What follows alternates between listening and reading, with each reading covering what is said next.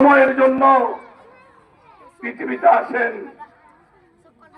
আল্লাহর হুকুমে আসা, হায়াত ফুরিয়ে গেলে আবার আল্লাহর হুকুমে পৃথিবী ছেড়ে চলে যাওয়া, এগুলাই হচ্ছে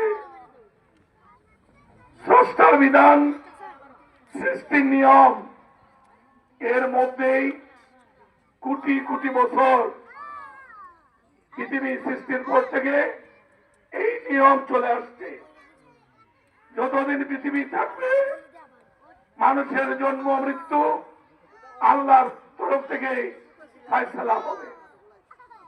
খালেদা জিয়ার 80 বছর ওনার জীবদশায়, 43 বছর উনি রাজনৈতিক অঙ্গনে দেশের কল্যাণে, জনগণের কল্যাণে, মানুষের দাবি আদায়ে, ন্যায়ের পক্ষে, সত্যের পক্ষে উনি ছিলেন নীতির প্রশ্নে আপোষহীন।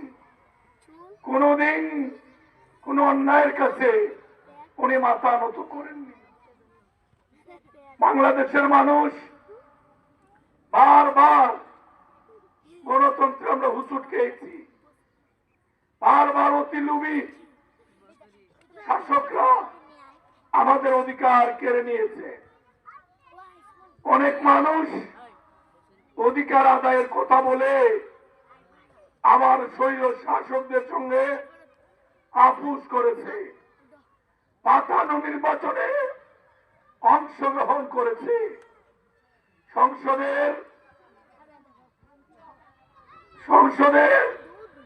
বিরোধী দলের নেতার আসন অলঙ্কিত করেছে। কিন্তু খালেদা জিয়া ব্যতিক্রম। কোন অন্যায়ের কাছে খালেদা জিয়া মাথা নত করেননি। কোন লোভ লালসা খালেদা জিয়াকে স্পর্শ করতে পারেনি। কোন দুর্নীতি, স্বজনপ্রীতি, অন্যায়, রাষ্ট্রের ক্ষতি হয়, জনগণের অমঙ্গল হয়, এমন কোন কাজ খালেদা জিয়াকে দিয়ে করানো সম্ভব হয়নি।